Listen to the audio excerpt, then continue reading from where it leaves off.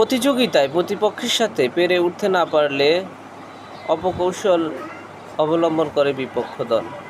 ব্রাজিলের বেলায়ও তাই হয়েছে। ব্রাজিলের সমর্থকরা আর্জেন্টিনাকে নিয়ে শুরু থেকেই তারা বলে আসছে আর্জেন্টিনা নরম দলের সাথে পড়ে আসছে।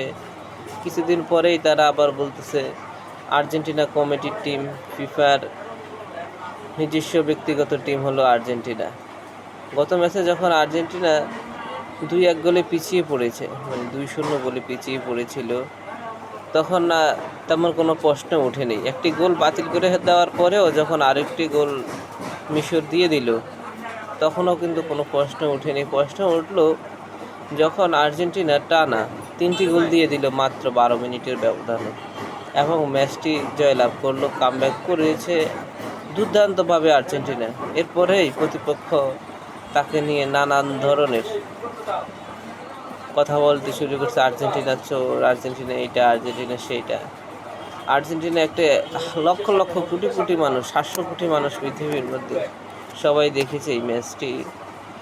আর এই ধরনের গোল বাতিল কি শুধুমাত্র আর্জেন্টিনার এই গোলটি বাতিল হয়েছে মিশরের, নাকি আরও বাতিল হয়েছে? ইতিহাসে তো দেখা যায় শয়ে শয়ে গোল বাতিল হয়েছে এভাবে।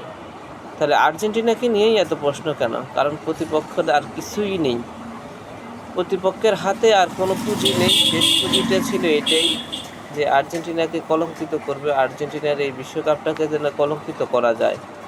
আর্জেন্টিনা যদি এই বিশ্বকাপ জিতে তাহলে তারা কীভাবে কলঙ্কের দাগ লাগাবে সেই চিন্তায় তারা ব্যস্ত। অথচ আর্জেন্টিনা, আপনারা দেখেন, আর্জেন্টিনার পরবর্তী ম্যাচ করতেছে কার সঙ্গে? সুইজারল্যান্ডের সঙ্গে। সুইজারল্যান্ডের সঙ্গে যদি জয়লাভ করতো তাহলে পড়ার কথা ছিল ব্রাজিলের সঙ্গে, ব্রাজিল অথবা ইংল্যান্ডের সঙ্গে। দুর্ভাগ্য ব্রাজিল উঠতে পারেনি। কিন্তু ব্রাজিলের ম্যাচটার দিকেও যদি আপনারা তাকান, ব্রাজিলকে লাস্ট মুহূর্তে যে পেনাল্টিটা দেওয়া হয়েছে, এটা কি পেনাল্টি ছিল? এবং কি আপনারা অনেকেই দেখবেন খেলাটা চলার কথা অতিরিক্ত 7 মিনিট, কিন্তু সেই খেলা 12 মিনিট শেষ হয়েছে, প্রায় 12 মিনিট পর্যন্ত চলেছে।